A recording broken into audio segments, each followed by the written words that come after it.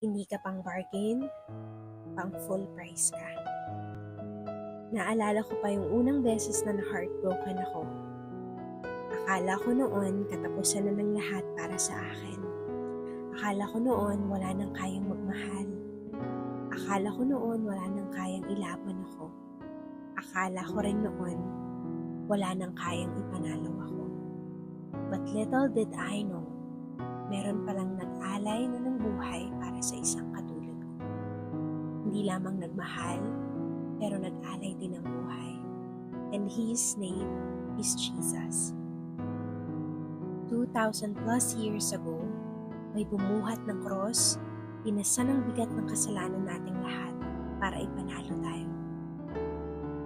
Bawat hampas sa Kanya, bawat pagpapahiya, at bawat sakit na tinamo niya, sigaw nun ay pangalan ko, sigaw nun ay pangalan mo. Binayaran niya ng buo ang mga kasalanan natin nang walang discount, walang bargain offer, walang down payment.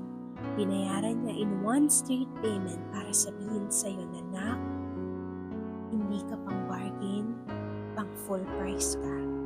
Hindi ka tinawaran, binayaran ka ng buo."